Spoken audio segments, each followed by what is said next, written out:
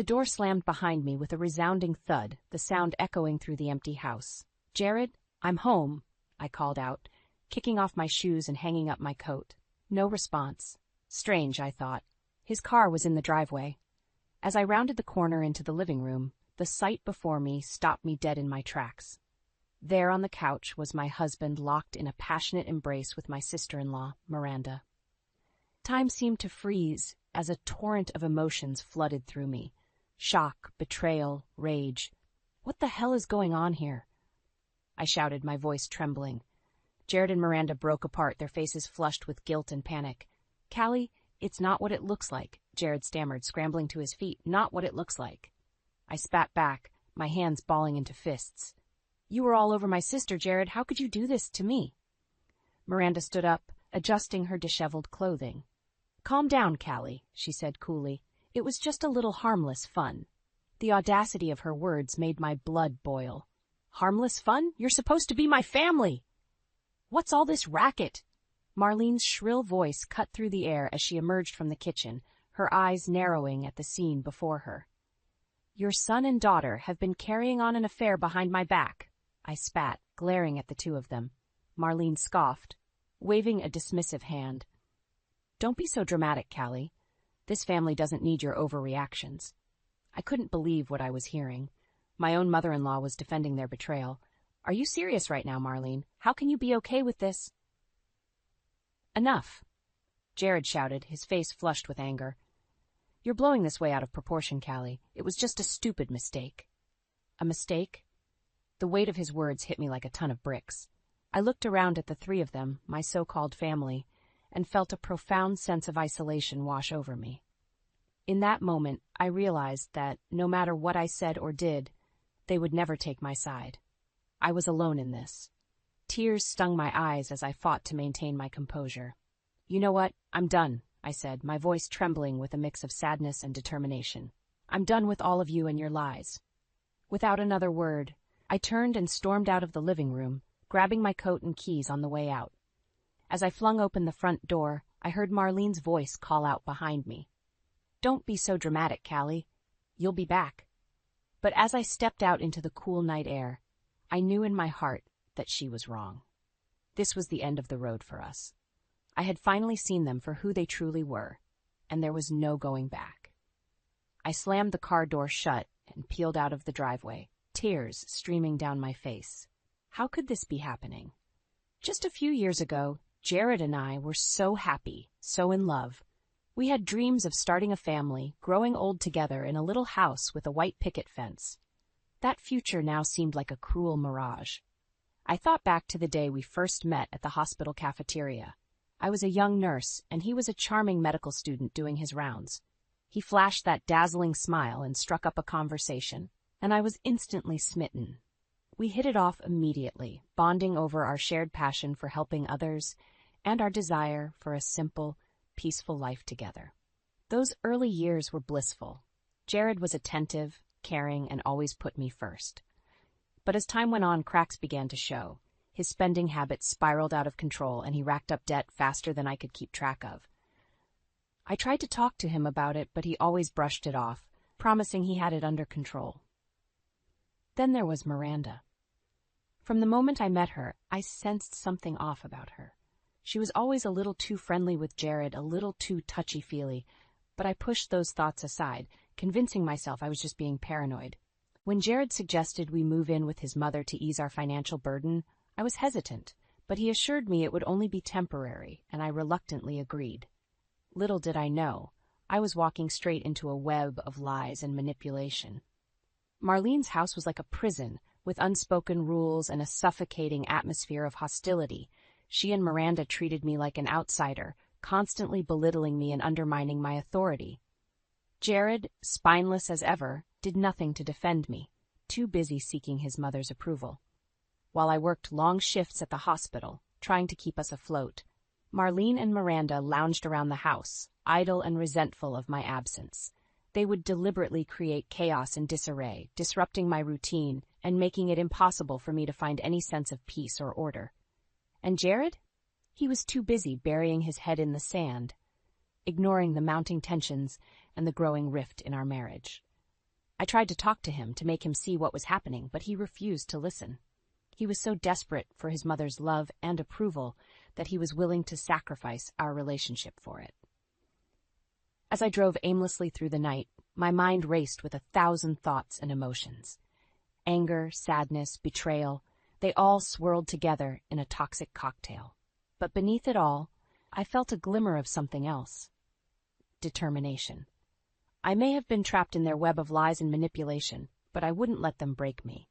I was stronger than that, stronger than they could ever imagine. After that fateful night, I found myself thrust into a new reality, one where the walls of Marlene's house felt like they were closing in on me. The air was thick with unspoken rules and covert hostility, and I struggled to find my footing in this oppressive atmosphere. Marlene and Miranda made it clear from the start that I was an outsider in their domain. They would exchange pointed looks and whispered comments whenever I entered a room, their eyes boring into me with a mixture of disdain and contempt. "Honestly, Callie, must you leave such a mess everywhere you go?" Marlene would sneer, gesturing to the perfectly tidy living room. Miranda would chime in with a smirk. "I don't know how you manage to make such a pigsty out of everything." Their words were like daggers, chipping away at my self-worth bit by bit. And Jared? He remained silent, too spineless to stand up for me against his mother's constant belittling. While I worked long, grueling shifts at the hospital, trying to make ends meet, Marlene and Miranda lounged around the house, idle and resentful of my absence. They would deliberately create chaos and disarray, leaving messes for me to clean up when I returned home, exhausted and drained. "Callie, darling, you really should learn to keep a tighter ship around here," Marlene would tut, her eyes glinting with malice. It was a twisted game of control, and they were determined to make me the loser.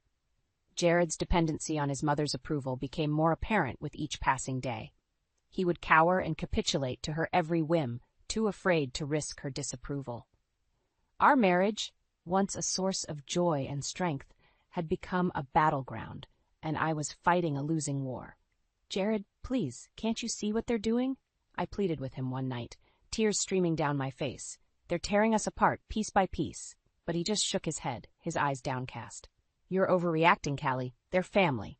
We have to stick together." Stick together? The irony of his words was almost too much to bear. Hadn't they already shattered that sacred bond with their betrayal? As the days turned into weeks, the weight of their constant belittling and manipulation began to take its toll. I found myself withdrawing, retreating into the sanctuary of my work, where at least I could find a brief respite from the chaos. It was there, in the halls of the hospital, that I met Lucas, a kind-hearted man whose son was one of my patients. We struck up a friendship, bonding over our shared love of literature and our desire to find peace in this chaotic world. With Lucas, I didn't have to put on a brave face or pretend everything was okay. He saw through the cracks in my armor and offered a listening ear and a shoulder to lean on. His empathy and support were like a lifeline, reminding me that there was still goodness in the world, even amidst the darkness I was enduring. As our connection deepened, I began to question the life I had resigned myself to. Was this really all I deserved? To be belittled and disrespected by the very people who were supposed to love and cherish me? A spark of defiance began to flicker within me, a reminder of the resilience that had carried me through so many challenges in my life. I may have been trapped in their web of lies and manipulation, but I refused to let them break me. Not this time. As the weeks dragged on, Marlene and Miranda's manipulative games intensified. It was as if they took perverse pleasure in tightening their control over me, squeezing the last vestiges of self-worth from my soul. "Callie, darling, did you really think that outfit was appropriate for work?" Marlene would sneer, her eyes raking over me with disdain. "You're a nurse, not a streetwalker." Miranda would chime in with a cruel laugh. "Yeah, Callie, leave something to the imagination, won't you?" Their words were like knives, cutting deep into my already fragile psyche. I would retreat into myself, trying to tune out their constant barrage of insults and belittling comments. But it wasn't just their words that tormented me. Miranda took a particular delight in disrupting my work life, creating chaos and disarray at home that would bleed into my professional responsibilities. She would deliberately leave messes around the house, knowing I would have to rush to clean them up before my shift. Or she would accidentally misplace my scrubs or work bag, forcing me to scramble to find them before I was late. "Oops, sorry, Callie," she would say with a sickly sweet smile. "I must have misplaced your things again. You really should be more organized." It was a twisted game, and I was the unwitting pawn. Through it all, Jared remained silent, too cowardly to stand up to his mother and sister. He would watch as they tore me down, piece by piece, too afraid of losing their approval to intervene. "Jared, please," I would beg him, tears streaming down my face. "Can't you see what they're doing to me? To us?" But he would just shake his head, his eyes downcast. "They're family, Callie. We have to stick together." Stick together? The irony of his words was almost too much to bear. It was during those dark days that I found solace in my work at the hospital. There, I could escape the suffocating atmosphere of Marlene's house and find a brief respite from the constant barrage of abuse. And it was there that I met Lucas, a kind-hearted man whose son was one of my patients. We struck up a friendship almost immediately, bonding over our shared love of literature and our desire to find peace in this chaotic world. With Lucas, I didn't have to put on a brave face or pretend everything was okay. He saw through the cracks in my armor and offered a listening ear and a shoulder to lean on. His empathy and support were like a lifeline, reminding me that there was still goodness in the world, even amidst the darkness I was enduring. As our connection deepened, I began to question the life I had resigned myself to. Was this really all I deserved? To be belittled and disrespected by the very people who were supposed to love and cherish me? A spark of defiance began to flicker within me, a reminder of the resilience that had carried me through so many challenges in my life. I may have been trapped in their web of lies and manipulation, but I refused to let them break me. Not this time.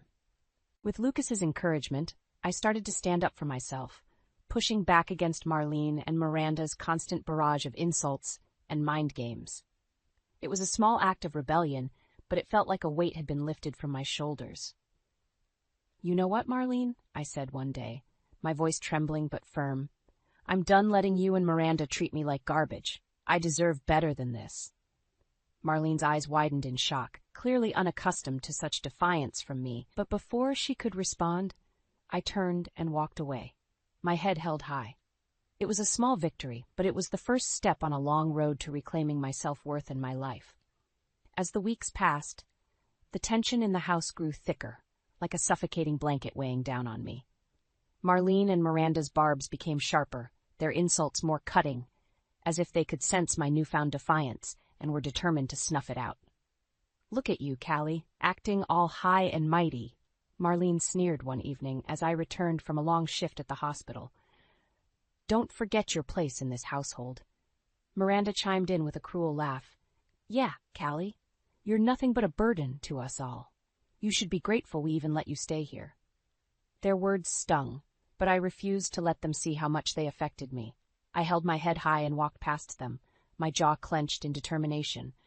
But Jared, as always, remained silent, too cowardly to stand up to his mother and sister. He would watch as they tore me down, piece by piece, too afraid of losing their approval to intervene. Finally, one night, I couldn't take it anymore. As Marlene and Miranda launched into yet another tirade, berating me for some perceived slight, something inside me snapped. "Enough!" I shouted, slamming my fist down on the kitchen table. "I'm done with this constant abuse, this never-ending barrage of insults and belittling." Marlene's eyes widened in shock, clearly unaccustomed to such defiance from me. "How dare you speak to me like that in my own house?"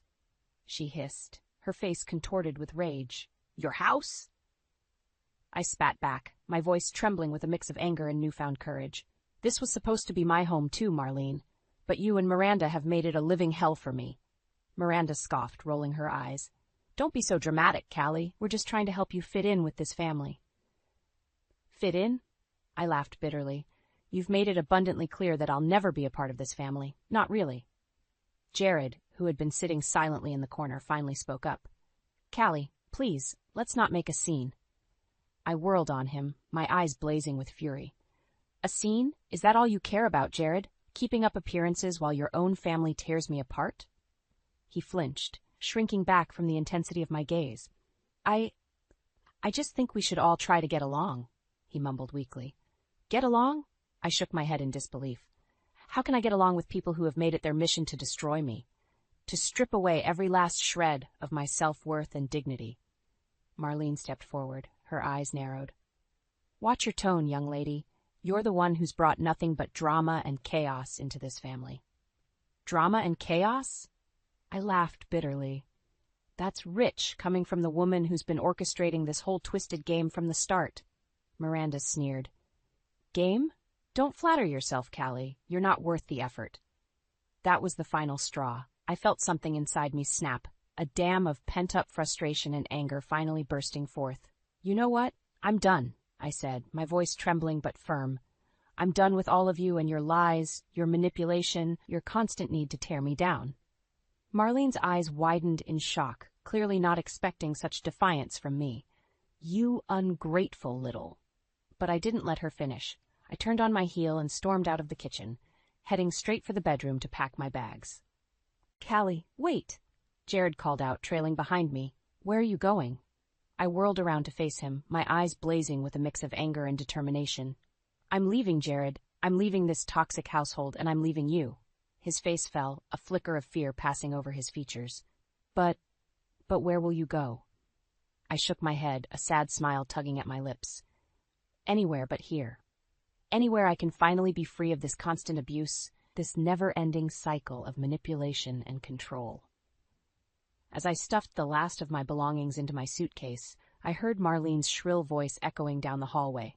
Don't be so dramatic, Callie. You'll be back, crawling and begging for our forgiveness.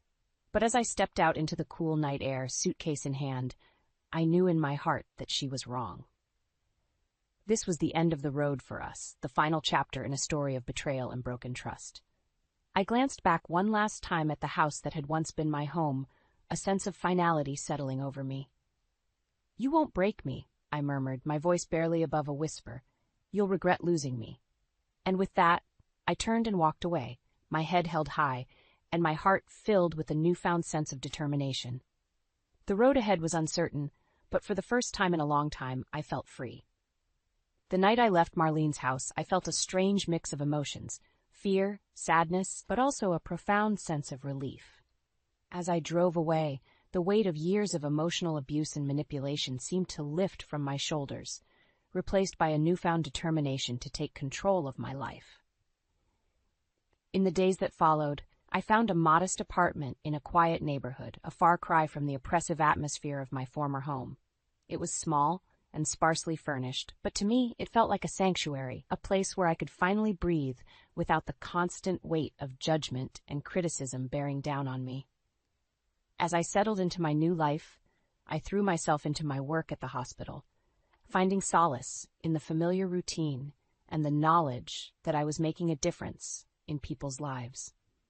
It was there that I reconnected with Lucas, the kind-hearted man whose support had been a lifeline during my darkest days. We would often grab coffee together during our breaks, and I found myself opening up to him in a way I hadn't with anyone else. He listened without judgment, offering words of encouragement and understanding that helped to heal the deep emotional wounds left by my failed marriage and the betrayal of my own family. "You're so strong, Callie," he would say, his eyes filled with a warmth and sincerity that I had almost forgotten existed. "What you've been through would have broken most people, but you've come out the other side, even more resilient." His words resonated deeply within me, reminding me of the inner strength that had carried me through so many challenges in my life. I may have been beaten down, but I refused to be broken. With Lucas's support, I began to rediscover the parts of myself that I had lost along the way. My love of reading, my passion for gardening, my appreciation for the simple pleasures in life. I reconnected with old friends, rekindling relationships that had been neglected during the tumultuous years of my marriage. Slowly but surely, I felt myself coming back to life, like a flower blooming after a long, harsh winter. In my quieter moments, I would reflect on the emotional scars left by my ordeal, the deep cuts inflicted by the very people who were supposed to love and cherish me. But instead of wallowing in bitterness and resentment, I found solace in my own resilience, in the knowledge that I had emerged from that darkness stronger and more self-assured than ever before. "You know, Lucas," I said to him one day as we sat sipping our coffee in the hospital cafeteria, "I used to think that my life was defined by the people around me, my husband, my in-laws, the roles I played for them. But now I realize that my life is my own, and I'm the one who gets to write my story." He smiled, reaching across the table to give my hand a gentle squeeze. "And what a beautiful story it's going to be, Callie. You've already overcome so much, and the best is yet to come." As I looked into his kind eyes, I felt a warmth bloom in my chest, a feeling I hadn't experienced in far too long. It was the promise of new beginnings, of a future filled with possibility and hope. For the first time in years, I felt truly at peace, secure in the knowledge that, no matter what challenges lay ahead, I had the strength and resilience to face them head-on.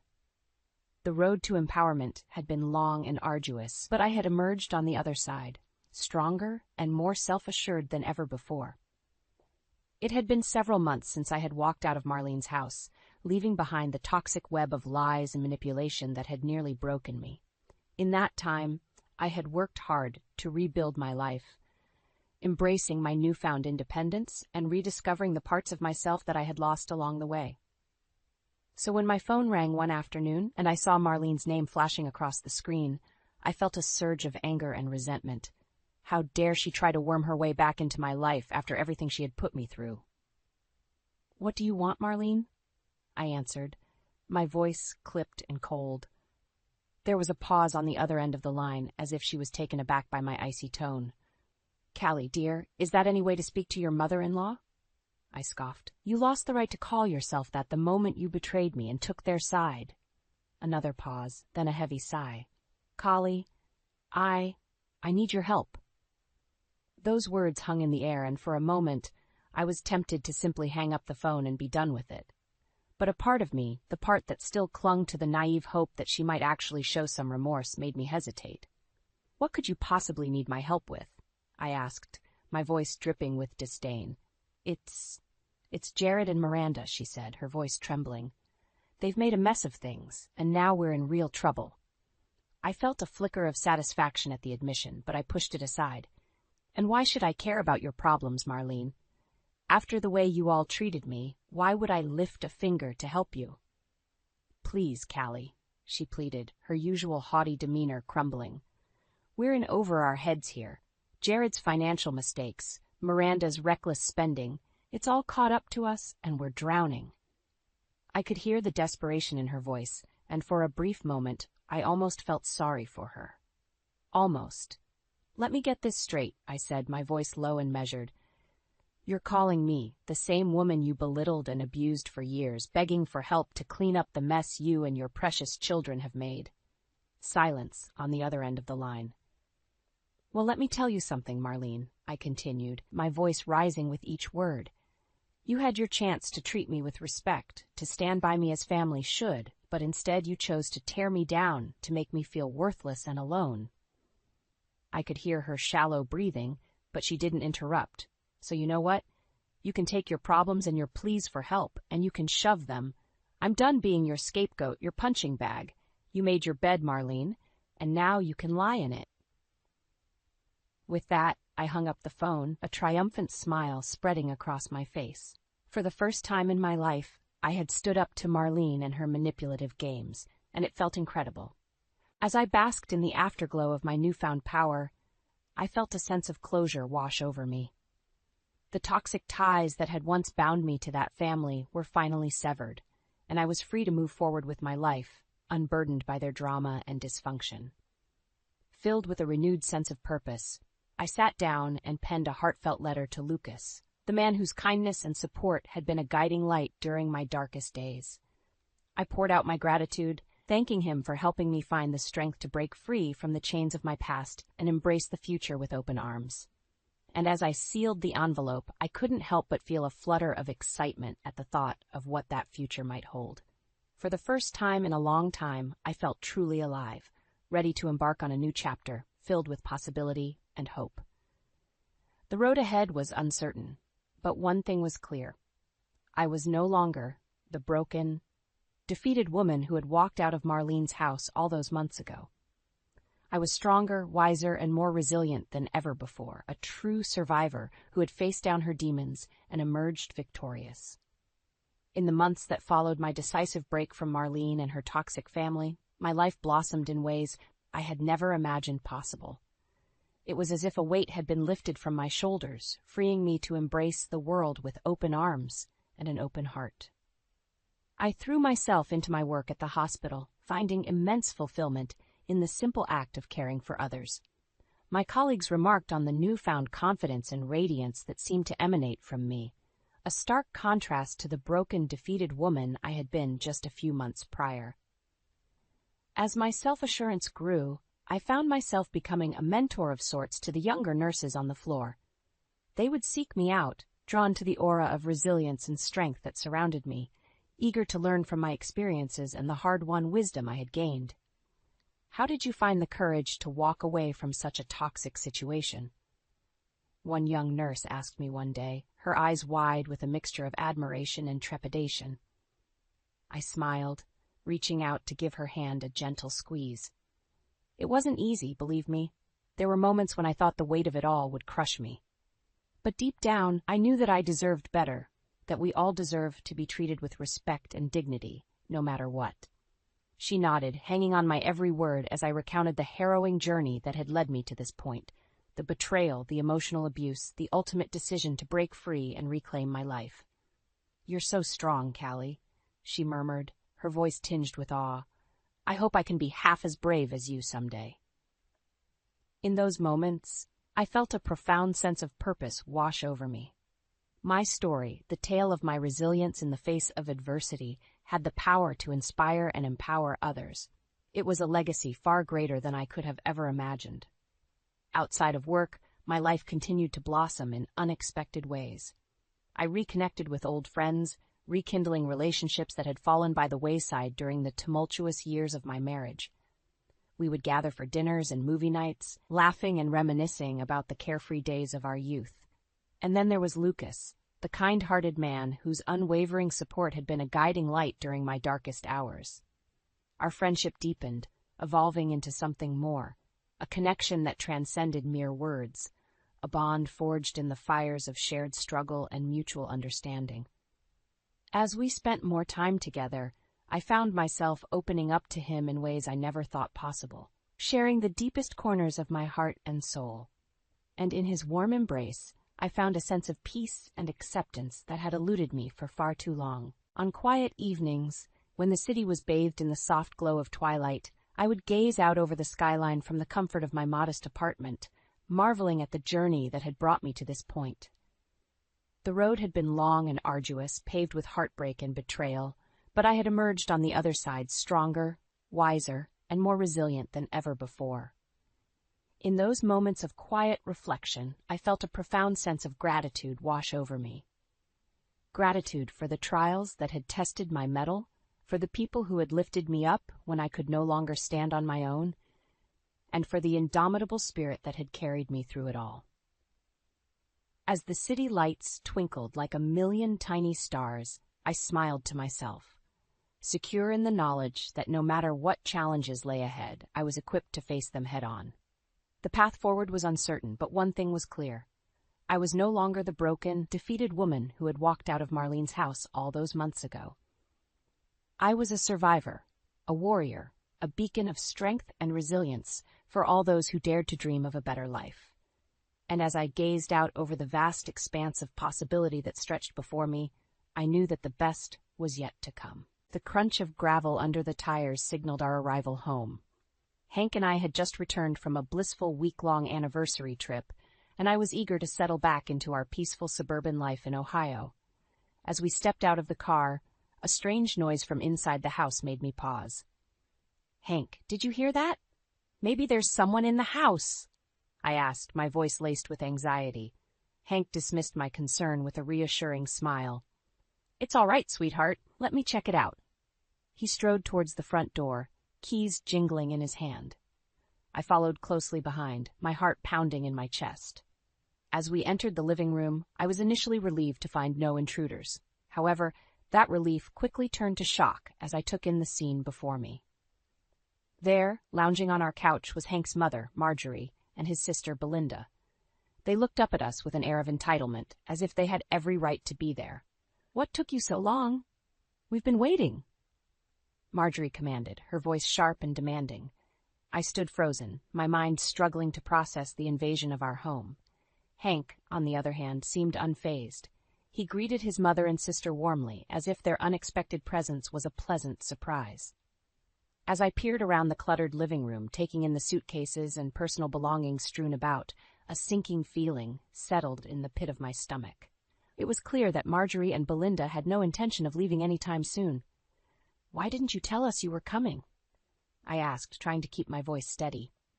Belinda waved her hand dismissively. "We're family, Elena. We don't need an invitation." I bristled at her casual disregard for our privacy. Hank, sensing my discomfort, placed a hand on my shoulder. "It's okay, honey. They're just here for a little visit." But as I looked into Marjorie's calculating eyes and Belinda's smug expression, I knew this was more than a simple visit. They had come to stake their claim on our lives, and I felt powerless to stop them. Over the next few hours, I watched helplessly as Marjorie and Belinda made themselves at home. They rearranged furniture, critiqued my housekeeping, and demanded to be waited on hand and foot. Hank, ever the dutiful son and brother, catered to their every whim, leaving me to bear the brunt of their constant demands and criticisms. As the day wore on, the weight of their presence grew heavier. I retreated to the kitchen, seeking solace in the familiar task of preparing dinner. But even there, I couldn't escape Marjorie's watchful gaze. "You need to start cooking proper meals. Fast food won't do for us," she declared, her tone dripping with disapproval. I bit back a retort, knowing that arguing would only make matters worse. Hank, who had joined us in the kitchen, remained silent, his loyalty clearly lying with his mother. That night, as I lay in bed next to Hank, I couldn't shake the feeling of unease that had settled over me. The peaceful life we had built together felt like it was slipping away, replaced by a suffocating sense of intrusion and betrayal. I closed my eyes, trying to will away the tears that threatened to fall. I knew I had to find a way to reclaim my home and my life, but with Hank's unwavering support for his family, I feared I would have to face this battle alone. As I drifted off into a restless sleep, one thought echoed in my mind. How had my once happy marriage come to this? The morning sun streamed through the curtains, casting a warm glow on the kitchen table. I sat there, nursing a cup of coffee, trying to find a moment of peace before the day's chaos began. The sound of footsteps approaching made me tense. "Good morning, Elena," Marjorie said, her voice dripping with false sweetness. "I see you're up early. I hope you're planning on making a proper breakfast for us." I took a deep breath, trying to keep my composure. "Of course, Marjorie. What would you like?" She waved her hand dismissively. "Something hearty. None of that prepackaged nonsense. You need to start cooking proper meals. Fast food won't do for us." I bit back a retort, knowing that arguing would only make matters worse. As I began preparing breakfast, Belinda sauntered into the kitchen, her eyes scanning the room critically. "I don't believe in boundaries between family members," she declared, picking up a framed photo of Hank and me from our anniversary trip. "You don't mind if I look around, do you?" Before I could respond, she was already rummaging through the drawers and cabinets, invading every corner of my kitchen. I felt my frustration mounting, but Hank's entrance into the room stopped me from speaking up. "Smells great, honey," he said, kissing me on the cheek. "Mom, Belinda, I hope you slept well."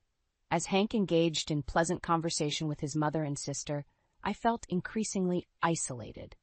It was as if I was a stranger in my own home, my opinions and feelings disregarded at every turn.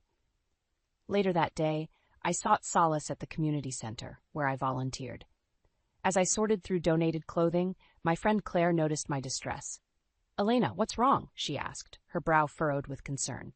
I poured out my heart to her, sharing the frustrations and helplessness I felt with Marjorie and Belinda's constant intrusions.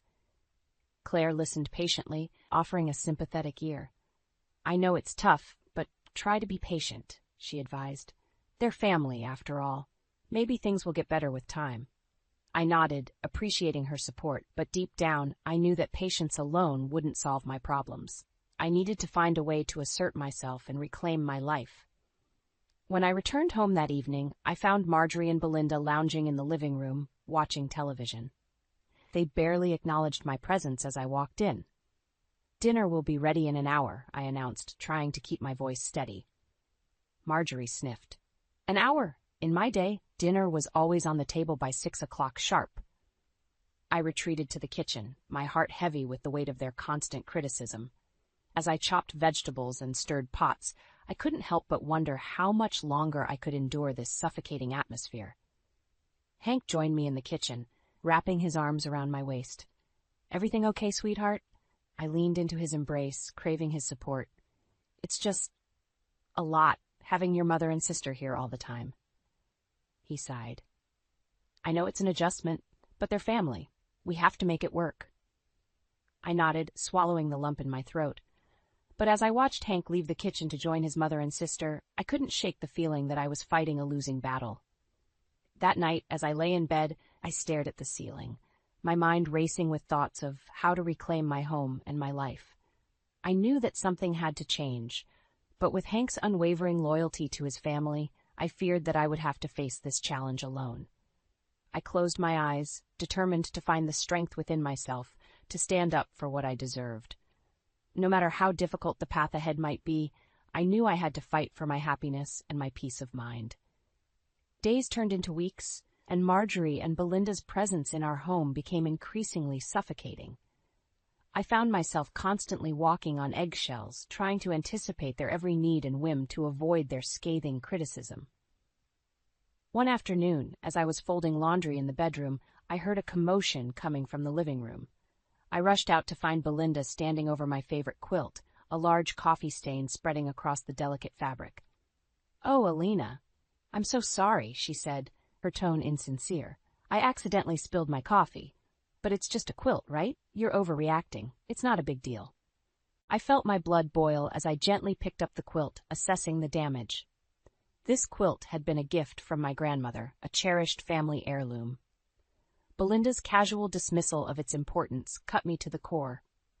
As I carried the quilt to the kitchen sink, trying to salvage it, I noticed that the drawers and cabinets had been rummaged through. My personal belongings were strewn about, as if someone had been snooping. I confronted Belinda, my voice shaking with anger. "Have you been going through my things?" She shrugged, a smirk playing on her lips. "I was just looking for a coaster. You really should keep your house more organized, Elena." I felt my frustration reaching a boiling point. I had tolerated their intrusions and disrespect for too long. It was time to take a stand. That evening, as Hank and I prepared for bed, I finally found the courage to speak up. "Hank, I can't live like this anymore. Your mother and sister are invading every part of our life. They have to leave." Hank's eyes narrowed, his voice cold. "They're family, Elena. If you can't handle that, maybe you're the one who should go." His words hit me like a punch to the gut. I had always known that Hank prioritized his mother and sister's needs above mine, but to hear him say it so bluntly shattered my heart. I lay awake that night, tears streaming down my face as I realized the gravity of the situation. My own husband had chosen his toxic family over me, leaving me to face this battle alone. The next morning, I found Marjorie in the kitchen, criticizing my cooking skills as usual. "Really, Elena, I don't know how you manage to keep a husband with these subpar meals." Something inside me snapped. I slammed the spatula down on the counter, my voice trembling with rage. "Enough, Marjorie. I have had enough of your constant belittling and disrespect. This is my home, and I deserve to be treated with kindness and dignity." Marjorie's eyes widened in shock, unused to being challenged. "How dare you speak to me like that? I am the matriarch of this family, and you will show me the respect I deserve." I stood my ground, my voice growing stronger. "Respect is earned, Marjorie, and you have done nothing to earn mine. You have invaded my home, criticized my every move, and turned my husband against me. I won't stand for it any longer." Hank entered the kitchen, drawn by the commotion. "What's going on here?" I turned to him, my eyes blazing with determination. "I'm done, Hank. I can't live like this anymore. If you can't stand up for me, for our marriage, then I have to do it myself." I walked out of the kitchen, leaving a stunned Hank and a fuming Marjorie behind. I knew that this was just the beginning of a long and difficult journey, but I also knew that I had to fight for my own happiness and peace of mind. As I packed a bag, tears streaming down my face, I felt a sense of both sorrow and liberation. I was leaving behind the life I had built with Hank, but I was also taking the first step towards reclaiming my identity and my self-worth. I didn't know what the future held, but I knew that I had to be strong, I had to be brave, and most importantly, I had to be true to myself. With a heavy heart and a small suitcase in hand, I arrived at my sister's home in a nearby town. Claire, my lifelong friend and confidante, greeted me at the door with open arms and a sympathetic smile. "Oh, Elena," she said, pulling me into a tight embrace. "I'm so sorry you're going through this. You deserve so much better." As we settled into her cozy living room, I poured out my heart to Claire, sharing the pain and betrayal I had endured at the hands of Hank and his family. She listened intently, her brow furrowed with concern. "You deserve respect, not this torment," Claire said, her voice firm with conviction. "You've given so much to your marriage, to Hank. It's time to focus on yourself and your own happiness." Her words struck a chord deep within me. I had spent so many years putting Hank's needs before my own, sacrificing my dreams and desires to be the perfect wife. But where had that gotten me? Alone, in my sister's guest room while my husband sided with his toxic mother and sister. As the days passed, I found myself reflecting on the early years of my marriage to Hank. We had been so in love, so full of hope and promise. I remembered the way he used to look at me, his eyes filled with adoration and respect. But somewhere along the way, things had changed. Hank's loyalty had shifted, his priorities rearranged. I realized now that I had been slowly losing myself, piece by piece, in an effort to maintain the illusion of a happy marriage. One evening, as Claire and I sat on the porch sipping tea, I confided in her about my fears for the future. "I don't know how to do this, Claire. I've been with Hank for so long. How do I start over?" She reached out and squeezed my hand, her eyes filled with understanding. "One day at a time, Elena. You're stronger than you know, and you have me and your sister and so many others who love and support you." Her words gave me the courage I needed to take the next steps.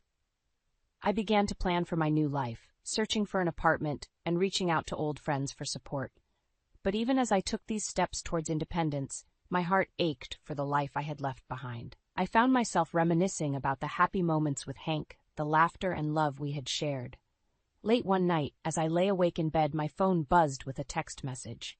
It was from Hank. "I miss you," it read. "Please come home." For a moment, I felt a flicker of hope. Maybe he had finally seen the error of his ways. Maybe he was ready to stand up for our marriage. But as quickly as the hope had come, it was extinguished by the memory of his cold words, his unwavering loyalty to his mother and sister. I knew that going back would only lead to more pain, more heartbreak. With a heavy sigh, I typed out a response. "I'm sorry, Hank, but I can't live like that anymore. I need to do what's best for me." Hitting send, I felt a mixture of sadness and relief wash over me. I knew that the road ahead would be difficult, that there would be moments of doubt and loneliness. But I also knew that I was taking the first steps towards reclaiming my life, my identity. I had spent so long living for others, putting their needs before my own. It was time to focus on my own happiness, my own dreams. As I drifted off to sleep that night, I felt a sense of peace settle over me. I knew that the journey ahead would be challenging, but I also knew that I had the strength and resilience to weather any storm. And with the support of my loved ones, I knew that I could build a new life for myself, one filled with joy, purpose, and the respect I deserved. Weeks turned into months as I settled into my new life in a small apartment across town. The space was modest, but it was mine. A sanctuary free from the constant criticism and intrusion that had plagued me in my former home. I threw myself into decorating the apartment, choosing colors and furnishings that brought me joy. It was a small act of reclaiming my identity, of creating a space that reflected who I was and what I valued. But even as I found solace in my new surroundings, the ghosts of my past lingered. Memories of my life with Hank, both good and bad, seemed to lurk around every corner. One evening, as I was unpacking a box of old photographs, my phone rang. I glanced at the screen, my heart skipping a beat when I saw Hank's name. "Hello?" I answered tentatively. Elena. Hank's voice was strained. Mom and Belinda say they miss you. You need to apologize and come back. I felt a surge of anger at his words. After everything I had endured, he still couldn't see the pain his family had caused me. I'm not coming back, Hank, I said firmly. I deserve better than the way they treated me, the way you allowed them to treat me. There was a long pause on the other end of the line. I don't know what you want me to say, Elena. They're my family. And I was your wife, I countered, my voice cracking with emotion, but that didn't seem to matter when they were making my life a living hell. Hank sighed heavily. I'm sorry, Elena. I really am, but I can't change who they are. I closed my eyes, realizing that this was the closure I needed. Hank would never stand up for me, never prioritize our marriage over his toxic family dynamics. Goodbye, Hank, I said softly, ending the call before he could respond. In the days that followed, I threw myself into my new life with renewed determination. I volunteered at the community center, finding fulfillment in helping others navigate their own challenges. But just as I was beginning to find my footing, I received a devastating blow. A thick envelope arrived in the mail, bearing the return address of Hank's lawyer. With trembling hands, I opened it to find divorce papers, cold and impersonal in their legal jargon. I knew our separation had been leading to this moment, but seeing it in black and white still took my breath away. Tears blurred my vision as I signed the papers, officially ending the marriage I had once believed would last a lifetime. As I struggled to come to terms with this new reality, I received another shock. Claire called me one evening, her voice tight with concern. Elena, I hate to be the one to tell you this, she began hesitantly, but I saw Hank out with another woman today. They looked close.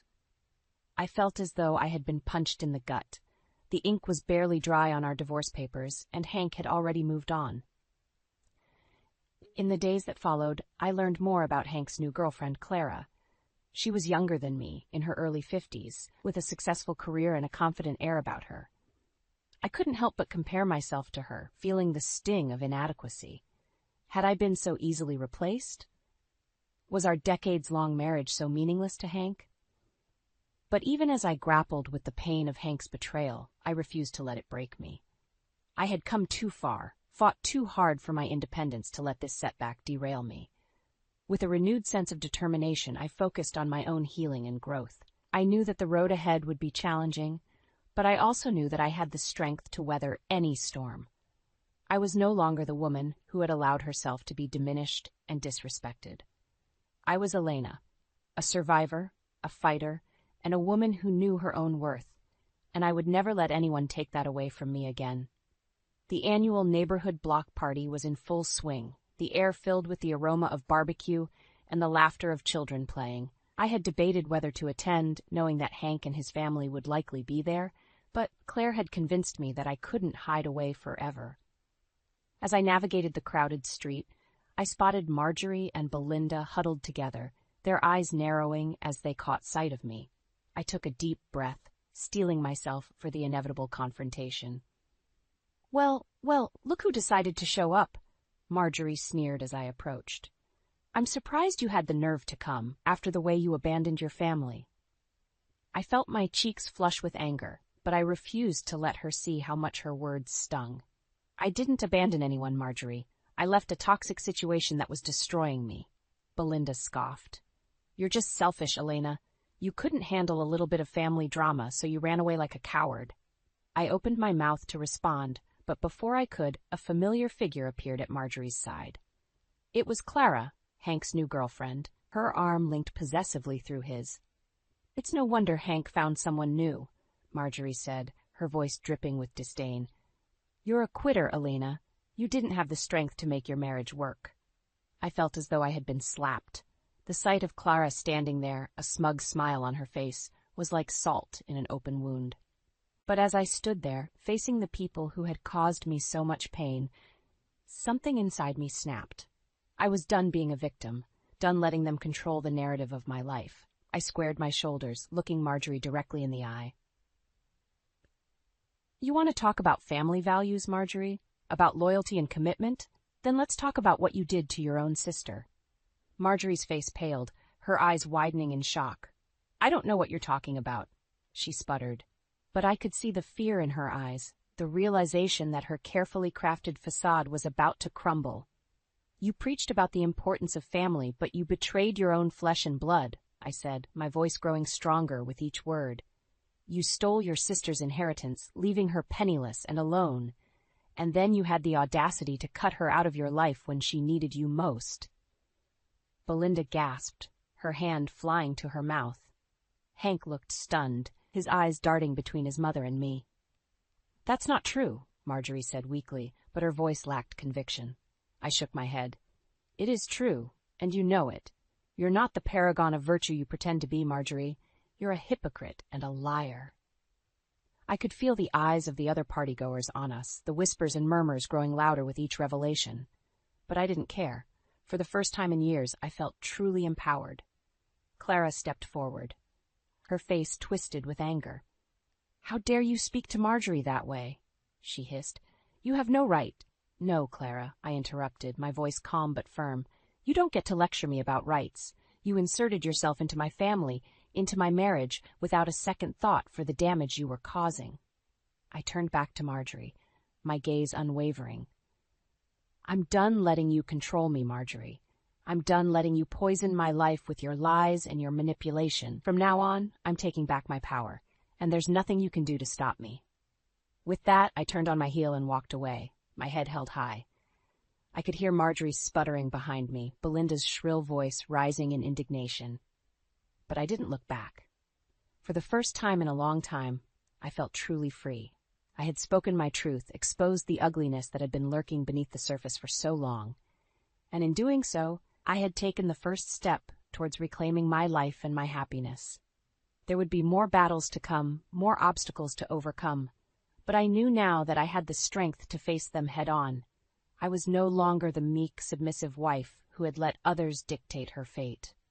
I was Elena, a woman who knew her own worth and refused to settle for anything less than she deserved.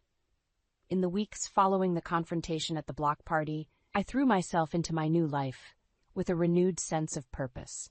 I volunteered more at the community center, taking on additional responsibilities and spearheading new projects.